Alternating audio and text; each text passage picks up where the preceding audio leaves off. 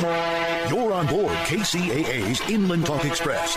KCAA, Loma Linda, 1050 AM, the station that leaves no listener behind.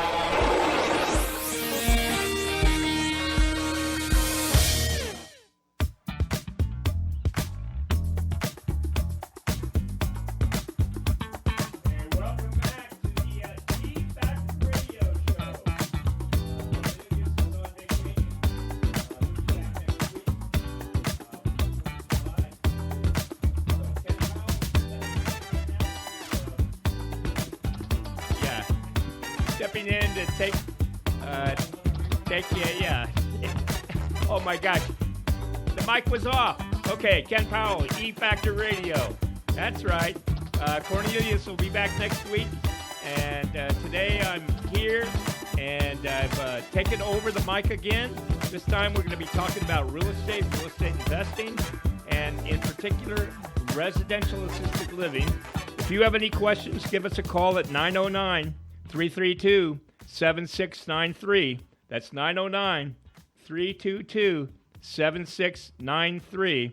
And we'll be happy to answer any questions as it relates to real estate, residential assisted living, or the new silver tsunami, which is taking place, and why California is a great place to invest in residential assisted living. So today I brought along somebody who's a specialist in the appraisal business. His name is John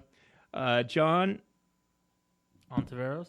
Antiveros, O-N-T. yeah, you got to talk a little louder there. Antiveros. Okay, there you go.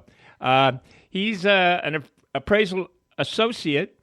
He's been working. How many years have you been in the appraisal business? 10 at this point, since 2016, so officially 10 years. And what do you specialize in? I specialize in commercial mostly, but I have facets in residential. It was my bread and butter for the first 2 years, so I'm also familiar with that as well. So you would be like the perfect guest to talk about commercial real estate, residential real estate, and investing. That's exactly right. Okay, that's great. So hey, let's kind of basically lay out the mind map for how to invest in real estate in California. Right now, California real estate has gone off the map, right? Most people cannot afford to buy it, right? Exactly. Most people have been priced out. Either they're coming inland or they've gotten priced out of the coast, and now they're coming towards our end. Yeah, I've noticed that the average home buyer is 40 years old. Wow. Yeah. First-time home buyer. It just keeps on going up. I remember reading it was 33 a few years back. Absolutely. And before that, well, I bought my first house at 20. Wow. And, I was an exceptional kind of guy at that point, but I was working 3 jobs, and thanks to the way mortgages were done back then, you were able to get in as long as you could make the payment. Today, much stricter, right? Oh, definitely. The banks really want you to have your T's crossed and your I's dotted. Okay, so I'm going to ask you a couple questions as it relates to this. First of all, as it relates to real estate investing, what does due diligence mean? I keep hearing that, as it relates to stocks and bonds and commodities and now real estate. So it seems to be a term that nobody quite understands. So could you give us a heads up on that a little bit? So usually you think you would be able to know what's going on with real estate. Real estate is not a perfect type of asset where it's it's fixed, and most people don't have information about it. Versus stocks where they can be easily bought and sold immediately. But with real estate, you got to know everything, all facets about it. You need to understand what market you're getting into. You got to even look into the neighborhood you're getting into, because if you don't even understand that, you'll probably get into a bad deal. So let's talk about zoning for a second. Mm-hmm. So how does zoning affect real estate purchase? So zoning is something that the municipalities created. It came out in the 80s. It became mainstream in the 80s.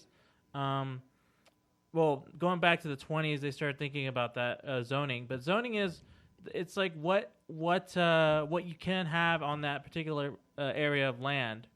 that the city or municipality designated. Zoning can be traced back to like the 1920s. I actually flipped it. So there's zoning and general plan. The general plan came out about the 80s, but the zoning is what can be built like next to something. So you can have commercial next to residential, or you can have residential just in one area versus industrial in another. But there are states where they don't even have zoning laws, like in Texas. Like in Texas, that's right. I remember that some little old lady bought a piece of property right next to a high-rise, and she built her 2-bedroom, 2-bath house in that lot. We would have gone crazy in California thinking that she's building that on a commercial property, right? Exactly, yeah. And but in Texas, it doesn't matter. You can build anything you want, anywhere you want, anyhow you want. And there's some benefits to that, and then there's some disadvantages, right? Exactly.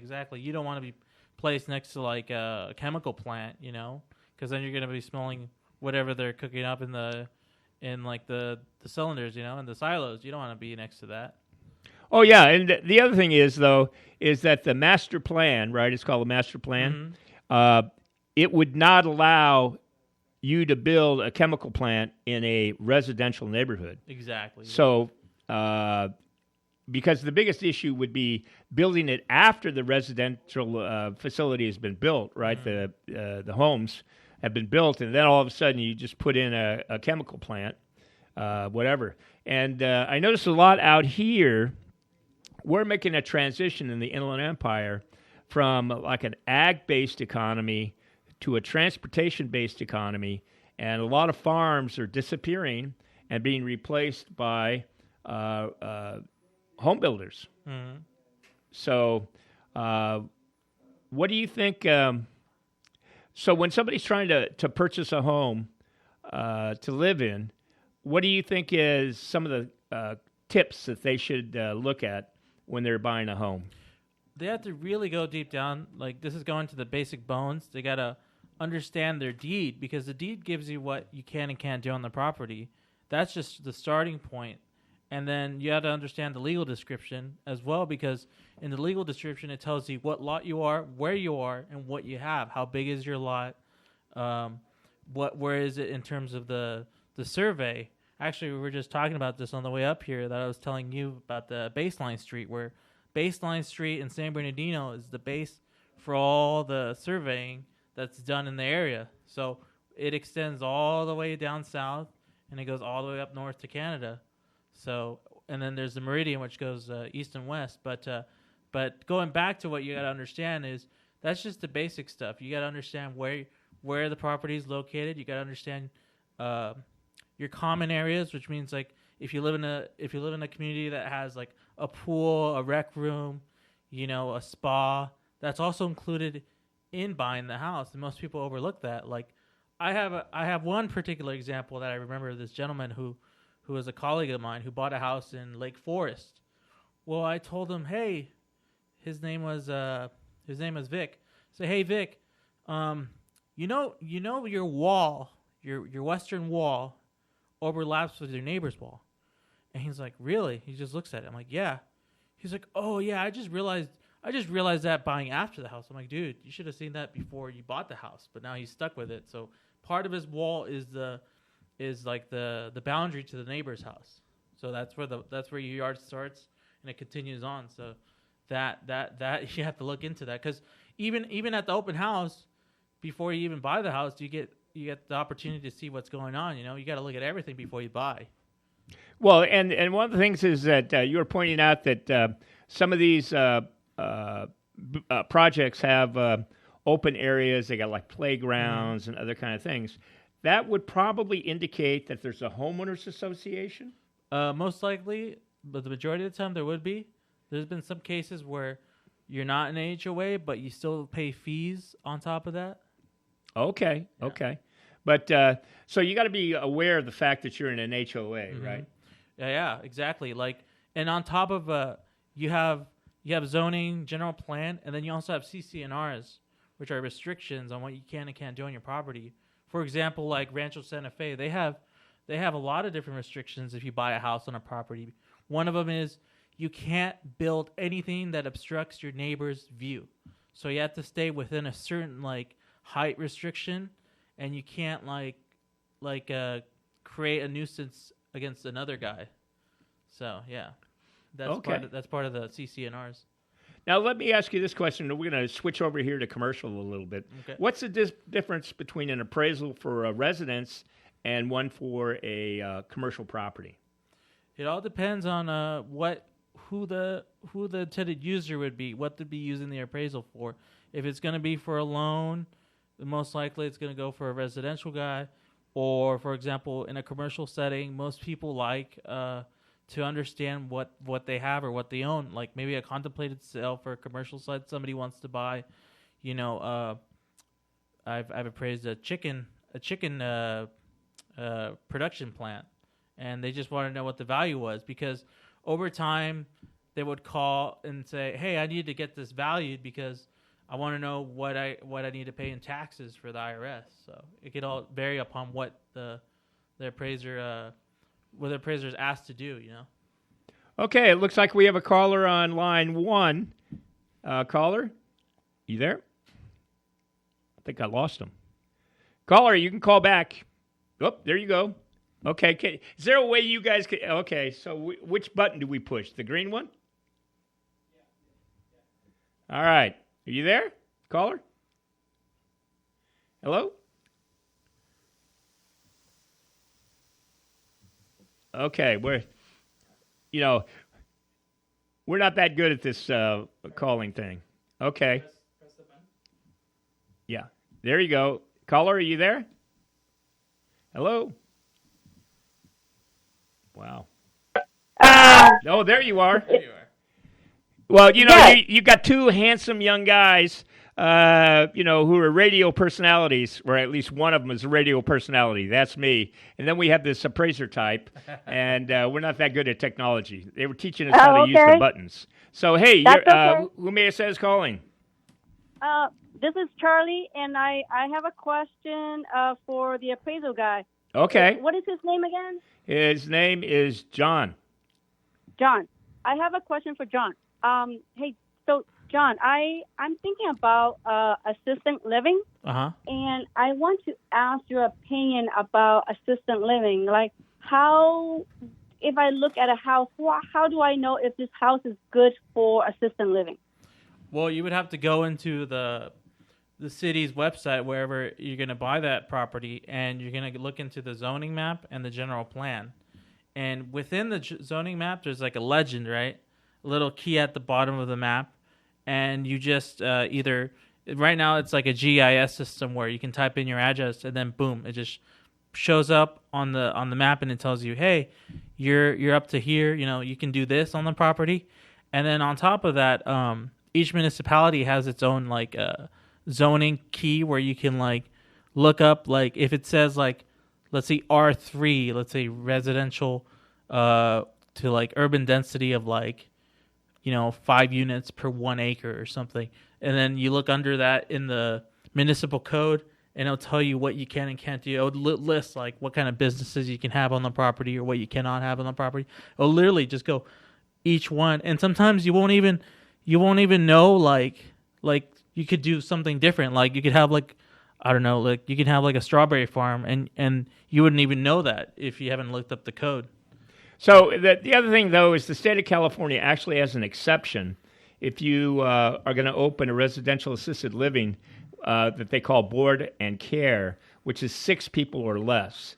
So once you hit that number 7, then you've got to go through all the hoops that John was talking about. But if it's under 7, if it's 6 or less, then it bypasses, and actually no municipality can actually make you get a, what do they call those codes? An AD permit? Or? Yeah, the user permit. Mm-hmm. Anyway, so you don't have to get a user permit. But that's a good question, because that's go ahead. Great. I was thinking about assistant living for a while now, and I thought about buying a house for rental. Just rent it out. But recently, there's so many talks about assisted living. That's why I want to ask you what your opinions on that. Well, I have a client who is involved in residential assisted living, and she just absolutely loves it because for 3 reasons. Number 1 is the rents are awesome. It's unbelievable. Number 2 is the clients aren't very destructive because they're basically disabled. So you're not going to get a bunch of kids jumping off the roof and ending up in the bottom of the swimming pool or anything like that because they really don't have that kind of mobility. And but number 3 is, and the con to it is, which a realtor brought up to me yesterday, is that it's an actual business. So it's really a commercial program. So it's best for people who are in the nursing business or a doctor or anybody involved in medical care. Assisted living is like the best thing for them to get into. Now, if you're not involved in the medical profession, then basically what you want to do is buy a property, a residential property, find an operator. For example, there's a company called Encore Senior Homes. You contract with them. They run the senior home component, the business component of it, and then they lease the property from you, and they'll even attempt to try to buy the property from you with what they call a lease option to purchase, so maybe 3 or 5 years. And so that might be a good way for you to go. It's kind of a hybrid between owning an assisted living facility and owning a piece of rental real estate. Mm-hmm. Wow, that sounds like a great idea. I didn't even thought about that because I thought I have to buy a house first and do all the, fix it up to do that. Because when I read about it, I don't have that much money to buy a house to start this. But you gave me a good idea. So maybe I should. There's a business part. Do the business part. So maybe I can buy a business part from Encore. You mentioned. So maybe I should give them a call and ask them about it, about the business part of it, and not concentrate so much on the real estate part. Yeah, okay. Absolutely. And the thing is, let me give you another. They call real estate hack. You could probably get your own lease option with somebody who owns the property and then turn around and lease it to a operator like Encore and actually make the spread between the two. So you wouldn't actually own the property, but at the same time you would have control of the property and you would triple net lease it. And I'm going to ask John about what a triple net lease is in a minute. But there's all kinds of different strategies that you can utilize with RAL. But most people think, oh, well, it's just you're buying, a bunch of old people sitting around eating peanut butter and jelly sandwiches and drinking coffee and watching reruns of I Love Lucy. But today's residential assisted living programs are way different than that. And so if you ever get a shot, just go on the internet, look up Encore Senior Homes. They gave me a big strategy thing. So I'm sitting there going, oh, wow. They had this whole big, like half a wall. And I'm going, oh, my God, this is more exciting than I thought. So. Oh, wow. Okay. I'm glad that I call in because, when I was reading about assisted living, I thought I really have to buy a home. I have to buy a home and fix it up, but I guess there's other ways and different ideas then. Absolutely. So you can consider it like an Airbnb type of operation, but not Airbnb. So. Okay. All right. Oh, thanks. Well, thank you for your call. Thank you so much, Shirley. You. Okay, thanks, John. Okay, so You're John, welcome. what does triple net mean? Triple net is when the tenant pays for property insurance, taxes, and maintenance costs. Okay, so basically, as a renter, owning rental property, you're pretty much paying for all of that, right? When you get a renter. Mm-hmm. But if you use a RAL and you have a triple net lease, they're paying all those, right? Yep, they pay all that. They pay the property tax, they pay the maintenance, they all the utilities, insurance, they pay for all that. Mm-hmm. Wow, that's exciting. So now, in your days of rolling around doing commercial appraisals, you're working with, what, 2 or 3 different appraisal companies? Pretty much, yeah. It's usually it's like an on-call basis. We work with attorneys, accountants, people that have assets, like they manage their own estate. Oh, okay. If you have any questions, give us a call, 909-332-7693. That's 909-332-7693. We'll answer any real estate questions you have as it relates to either commercial property or residential property in Southern California. Wouldn't you say Southern California? Southern California. Yeah. Specifically, we're in the Inland Empire, so in your days floating around, who are the most successful commercial property businesses that you see? Ooh, yeah, that would upset a couple people if I say it out loud. But the really cash heavy, the ones that have a lot of cash flow, you'd be surprised, are the marijuana dispensaries.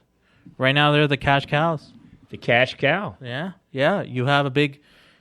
It's like either you have a big a unit where they're growing their crops indoors, and they have the state of the art system of growing, and they're bringing in cash like up the wazoo. Like they're just cash machines right now. Well, and that's why all these cities are starting to legalize it, right? Yeah, to get that tax revenue. Because I think Hemet just did it, converted, because San Jacinto was getting all the money, I think. Yeah. And that's good for them. Yeah. Dispensaries, okay. So what about if you were to go out and buy a franchise, what would you think is like the best one, other than obviously right now, a franchise, fast food or... Per square foot right now, fast food is getting a lot. Retail space, like owning like maybe like a liquor store in a good area, that would get like at least $5 a square foot, maybe $2-4. They command a higher price per square foot. So okay, so what are you seeing in the office market? In the office market, yeah, there's these things called like office condos, and those bring in a good amount of revenue, and you can lease them out to an attorney or maybe an accountant, and they'll pay the lease, and you'll be making that amount of money in the income statement, because we look at the income statement and we kind of determine like how much income the properties bring in to determine a value, because it's based off of the income and the cap rate. Okay, so let's talk about that for a second. In the world of appraisal, how many different types of appraisals there are? I think you just mentioned the income and then obviously the market. But can you explain all 3 of them real quick? So there's 3 types of methods of evaluating a property, right? There's the sales comparison approach, which you use different comps or comparables. Or comparables means houses that are similar to what or properties similar to your subject property, and you adjust for the differences. You would, if yours has a better view, for example, you would put a negative adjustment on the comparable cell that has not good of a view. Or if it has a pool, you could either put a positive or negative adjustment depending on how much somebody's willing to pay in the area for that pool. That's the sales comparison approach in a nutshell. You use paired sales analysis to figure out what it's worth. You never adjust the subject property, because that's usually not the method of doing it. And then you have the cost approach, which is you figure out how much it would cost to build that same house in that area, and like materials, labor, and then you come up with a value based upon that. Back in the day, appraisers used to just use the cost approach. They would not really use the sales comparison approach or the income approach. What, are you calling me old, or what are you doing here? No, I'm not calling you old. I'm just saying appraisers back in the 1920s or the 1910s. That's what I mean. You're calling me old. Yeah, there you go. So, and then the income approach is based on what the income is bringing in for the property. If it's like a commercial property, let's say for example you have like a 5-unit apartment complex. Well, you get like this thing called the rent roll, which tells you how much money each unit is bringing in rent, subtracted by the vacancy loss, and then like the fees and everything that it takes to run that facility, that 5-unit apartment complex. So you take each individual unit and you calculate that, and then add it all up, and then you figure out the income, and then you divide by a percentage, which is your capitalization rate, and that gives you the value. So income divided by cap rate equals value. Okay. Yeah. You bring up a very important part, though, and that is anytime you're dealing with people you're renting to, whether they're renters or they're residents at an RAL, you got to make sure that the tenants or residents are going to stay, right? Exactly. I mean, if the guy is selling the property, he says, I'm tired. I want an all-cash offer. You got to be suspicious a little bit, right? Exactly. Yeah. So you got any questions, call me at 909-332-7693. You're listening to the E-Factor Radio Show. We're going to go to a break right now.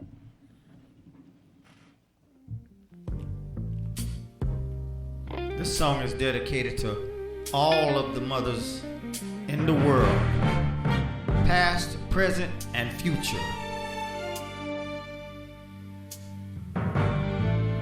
Rest in heaven, Ma.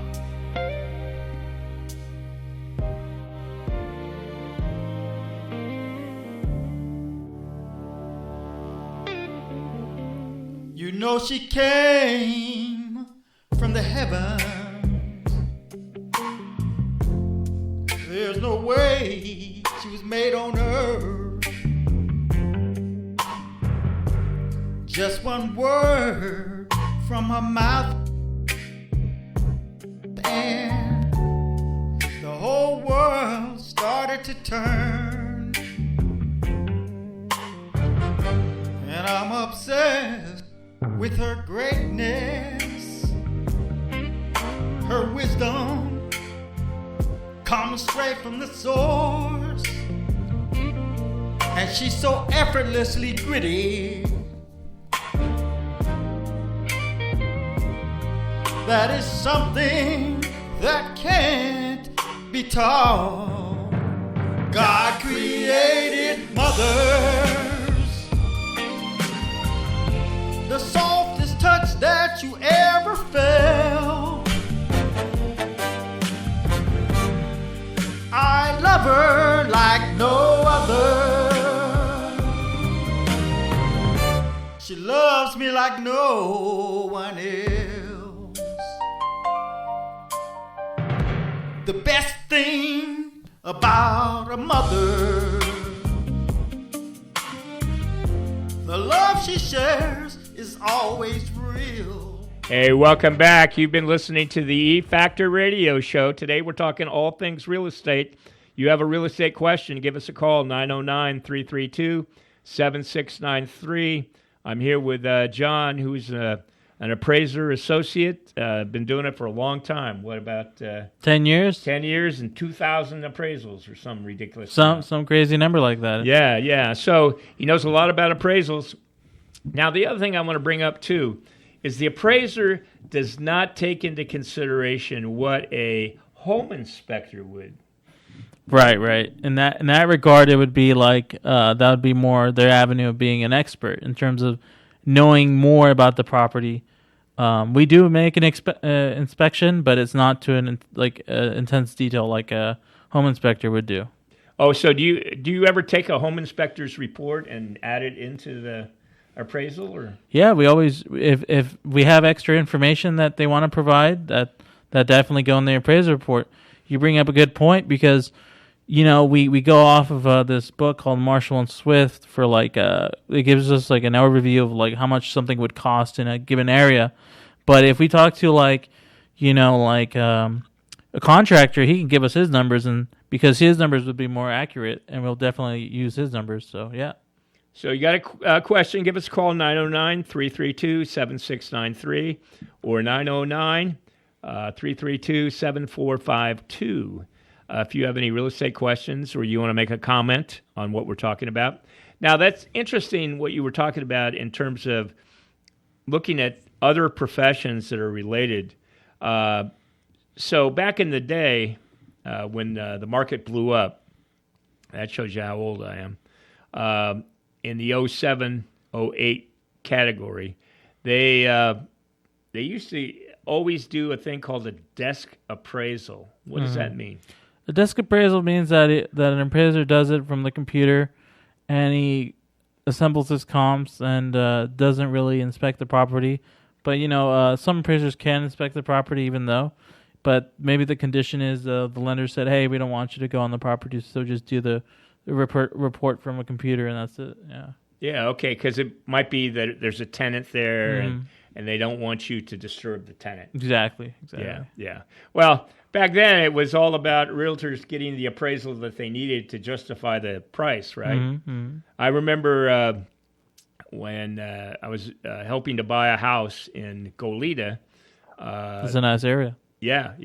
The appraiser came back at $790,000, and the realtor went ballistic and said, you got a terrible appraisal. And so we told the appraiser, hey, we need to get it reevaluated. And he says, no problem. Came back at $795,000. And I said, so what's the deal? And he says, well, it's not worth $1 million. And so call the realtor back. She says, oh, no, I'm going to call my countrywide person and see if they have an appraiser that can meet this. And did you not even expect that it came back at $1 million on the dot? Oh my gosh. The gosh. exact amount of the loan that was necessary to sell the property. I knew at that point that real estate had gone wacky. And not too long thereafter, the market blew up, froze up, and people were walking away from their loans and that kind of thing. So now one of the intriguing things that I find about residential assisted living, first of all, nobody wants to do it. Why is that? Because you're dealing with a bunch of old people that got problems, and you don't understand the dynamic of the business. They now have AI-powered assisted living programs that you can implement, and it dramatically increases the amount of profits.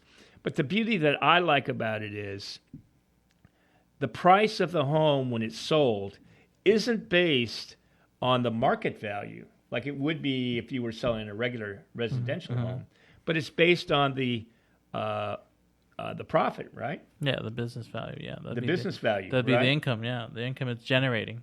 So the house in a certain neighborhood, you could have bought for, let's say, $500,000, put $200,000 improvements, and turned around and sell it for $1.4 million because it's a residential assisted living home.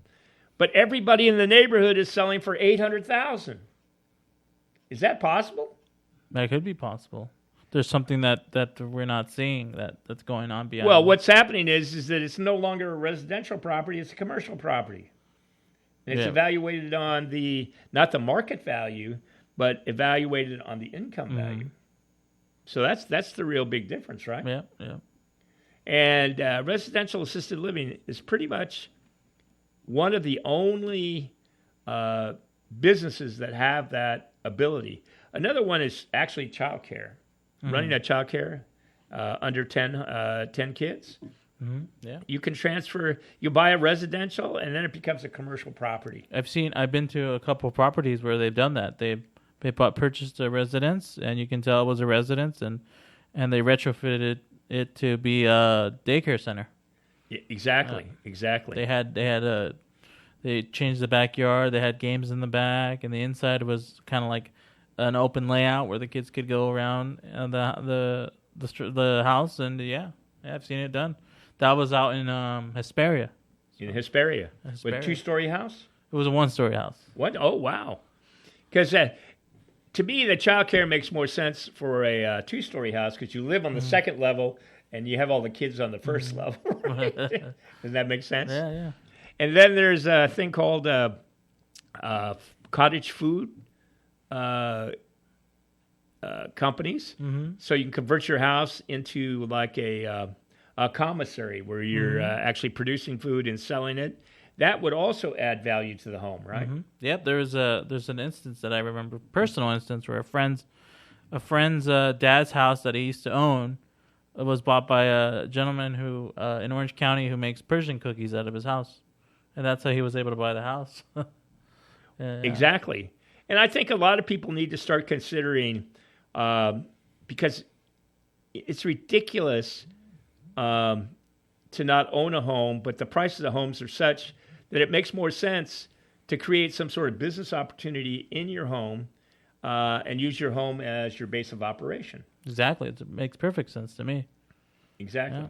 So, if you're going to be an appraiser, or you're going to be a transaction coordinator, or you're going to be a loan officer, or even a realtor, that's like a perfect situation for you, right? Exactly, yeah.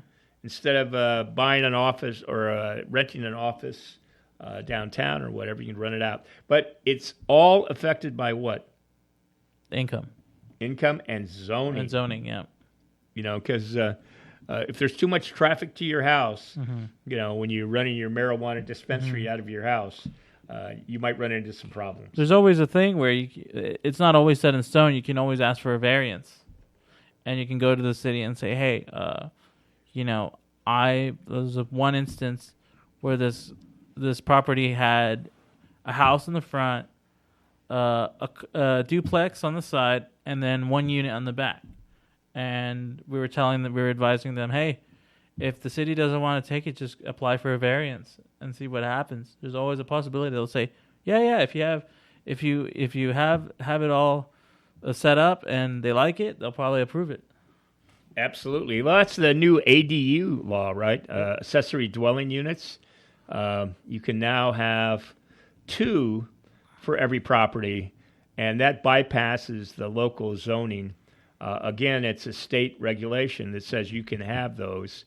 However, a lot of cities, they don't necessarily want to go by the state rules, so it's really up to their planning department, right? Yeah, I remember a case where we had a gentleman who had he had 3 units, 1 main house, 2 units in the back, and we were telling him, "Hey, man," he had 2 garages, and I would think it was the city of, it was the city of Costa Mesa, and the city of Costa Mesa said, well, the ADU law said, yeah, you can have up to 4 using you can up to 5 using the garages, but for some reason the city of Costa Mesa said at max you can have 4 units in general, including ADUs. So yeah, he was okay. So Lord. Yeah, that was a recommendation we gave him, and his architect told him, yeah, we can put an ADU in the garage, just 1 ADU, and you can have 4 units in that one lot. So there's all kinds of different configurations, I guess is what I'm getting at, that you can use in residential real estate to convert it to more of a commercial look. Exactly. Yeah, and make more money. Last chance to call, 909-332-7693. If you have one last question, we could take one more person. And so now the other thing is, I find it interesting that you're involved in the, right-of-way group. Oh, yes, that's the right-of-way chapter of the Inland Empire. Yeah, they meet up once in a while in the Victoria Club, and we get together and talk about different aspects of right-of-way. Most people don't know what right-of-way is, but this is perfect. Yeah, well, why don't you tell us what right-of-way is, because I have no idea. Right-of-way is where we value a property for the use of, it being made into a road, for example, in simple terms, for a road where they want to expand a freeway and they want to take that property and make it into a bigger, an exit, or maybe another lane on a freeway, and that's all under the right of way aspect of appraisal. They'll send us out. They'll tell us, hey, we'll have to tell them, hey, how much is this worth? And then usually the agency would buy out the land, and then construct what they need to do to make that extra lane. And they would ask us, hey, how much is it going to cost to buy this? How much is it going to be worth? Or, things like that right away. So, yeah. Oh, my gosh. So one of the big right-of-way issues that we have in the state of California, right, is the bullet train to nowhere. Yeah. Yeah, they couldn't get all the right-of-ways, and so they just spend billions of dollars every year to basically do nothing. That's unfortunate. So how does right-of-way affect a homeowner then, or a community in general? Because let's say you're in a suburban area and you don't have much traffic, right? Mm-hmm. And I think they're doing that on Ramona Expressway, right? They're talking about turning it into a highway or something else. They're also thinking of taking the 79 coming out of Winchester into Hemet and extending it into the Sanderson versus going around the long way. So the guy that I was talking to was an appraiser, and he was appraising the land right now. On it right now, it's a swap meet. So they had to value how much it would be to buy out the people who own the swap meet. So yeah. Okay, so the swap meet is one of your one of the targets. Yeah. Hey, if you got a question about real estate, 909-332-7693. We're going to take a break right now. You've been listening to the E Factor Radio Show with Cornelius.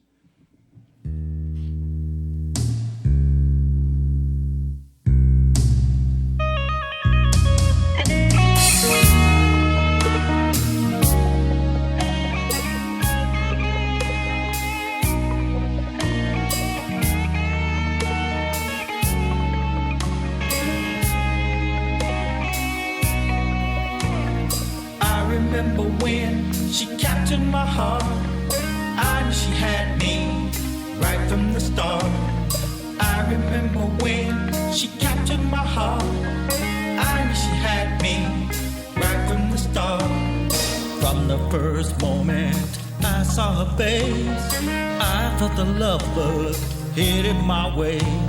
She was a statue just standing there, a beautiful woman with long curly hair.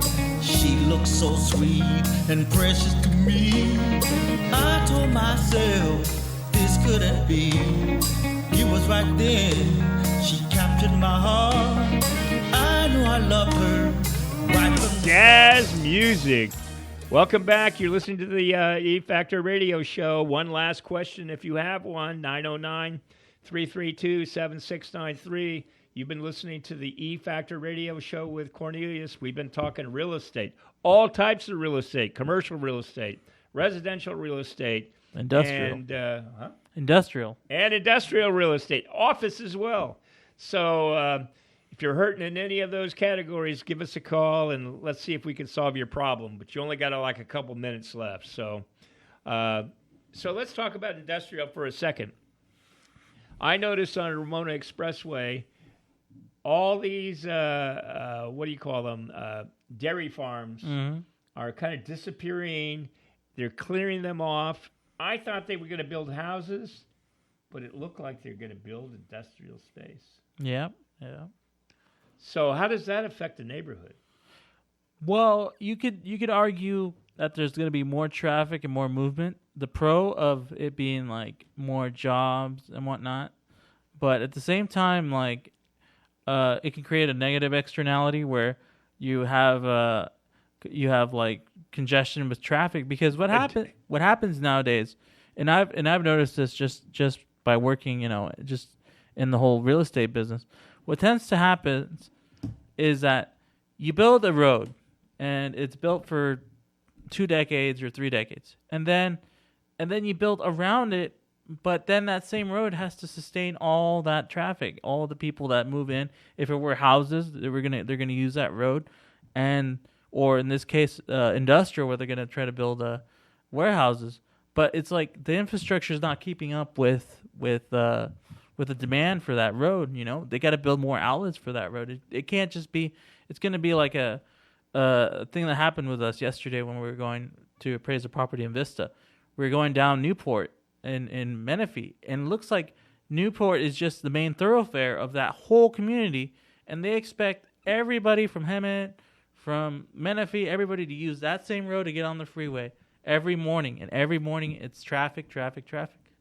Well, yeah, I mean, one of our sponsors is VIP Autos in Hemet.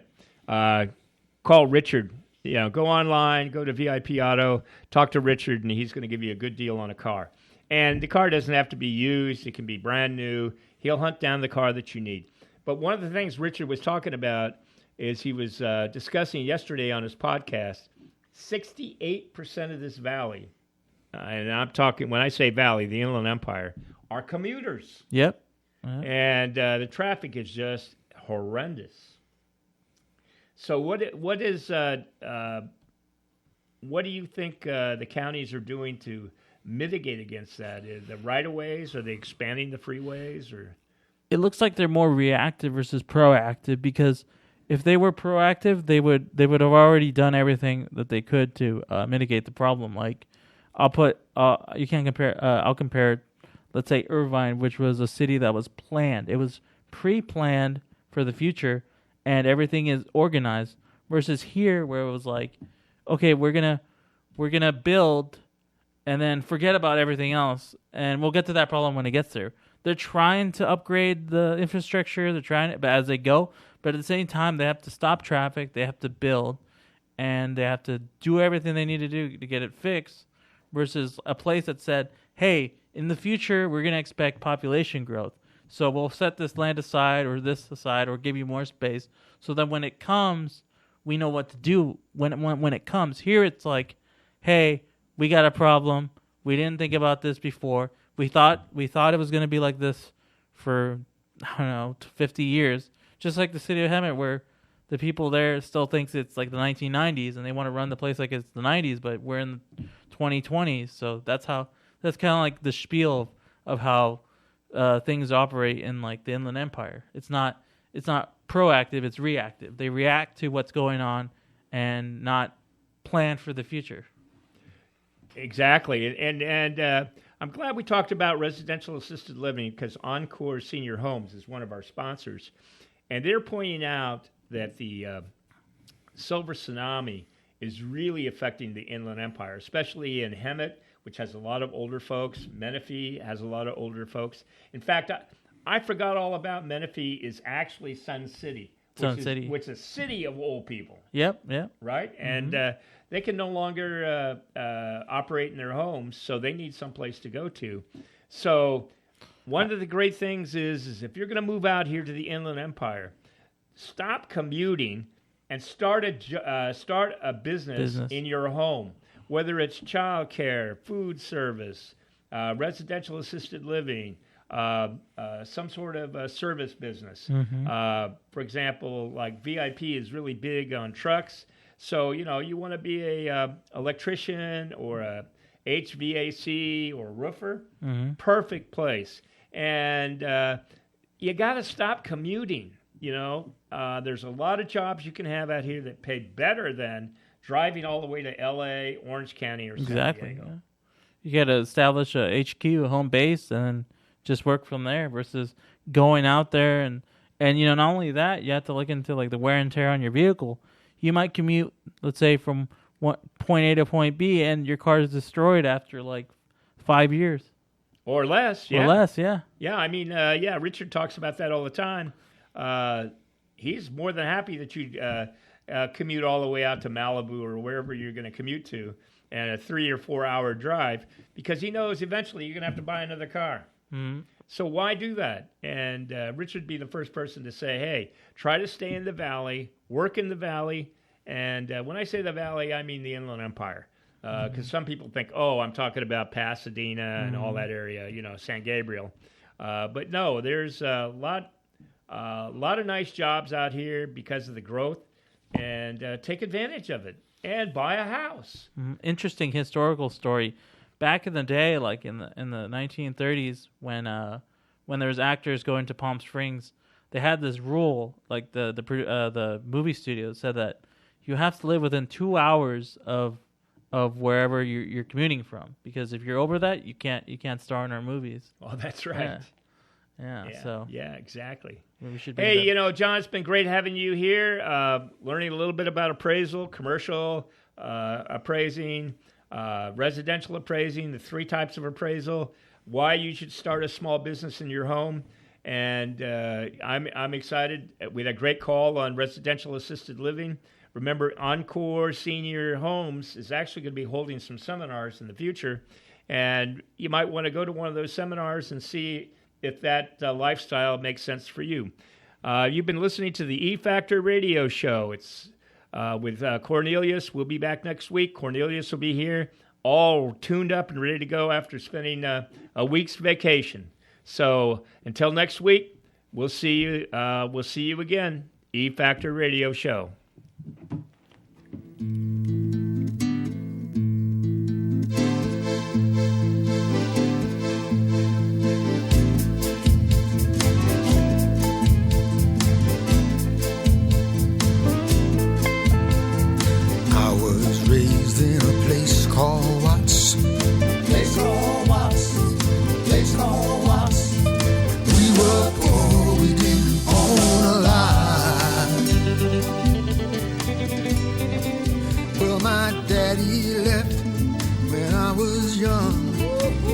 I still had a whole lot of fun.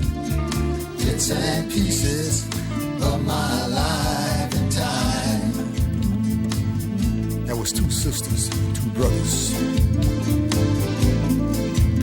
I'm the last one born out of the 4. Out of the 4. Out of the 4. Oh, and after me, my mama, she had no more. My mother was a good woman. She did her best to raise us wise, and we found faith in Mama's eyes. Bits and pieces of my life and time. Then on Sunday mornings, we go to Sunday school. Went to church to learn about God. Learn about God. Learn about God. Oh, you get to heaven if you pray hard. So I became a preacher man. I'm gonna spread the gospel all over the land. Bits and pieces of my life and time. Then I went to high school and fell in love. Now in high school I fell in love.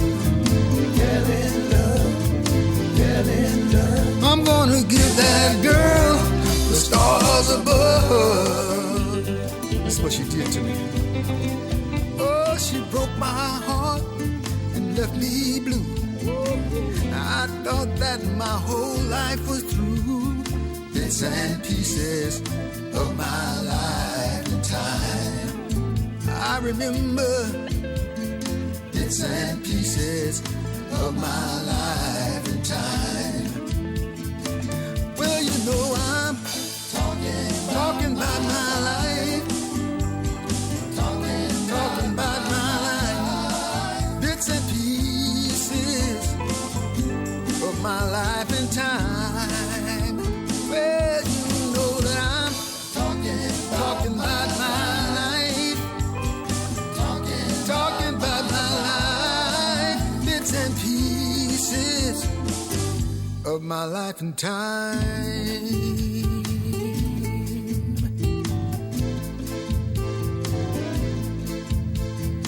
21 years have come and gone.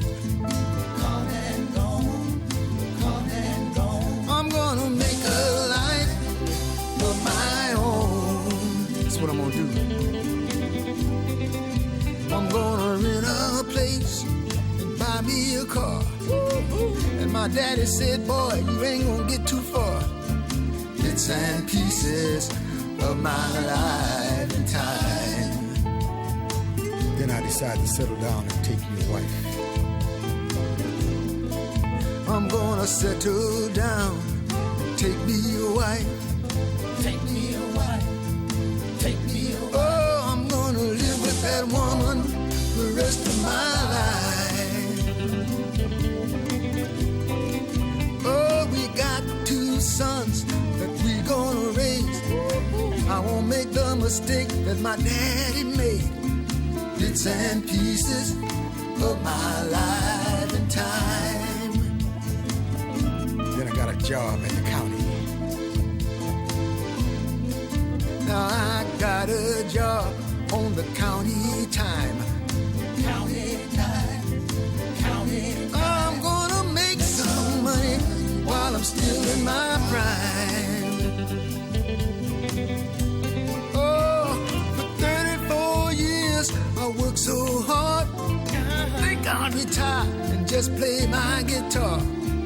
Bits and pieces of my life and time. I wanna sing it one more time. Bits and pieces of my life and time. Well, you know I'm talking about my life.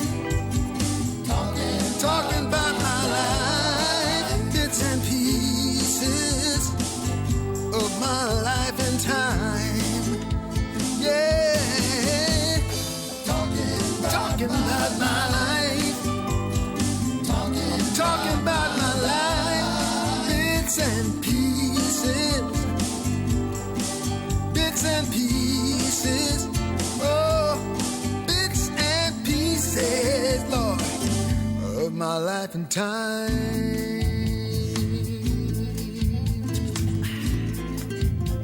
I remember those good old days.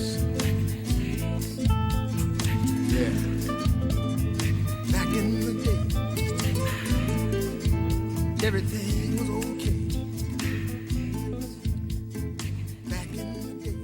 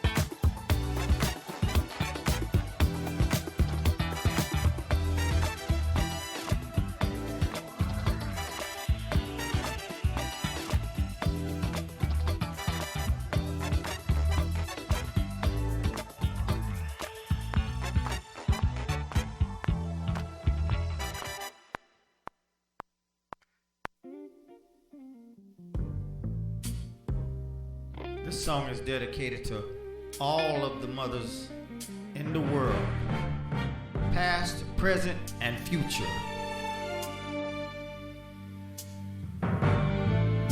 Rest in heaven, Ma.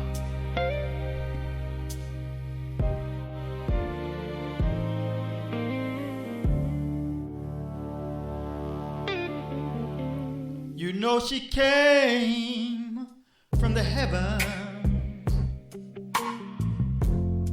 There's no way she was made on earth. Just one word from her mouth,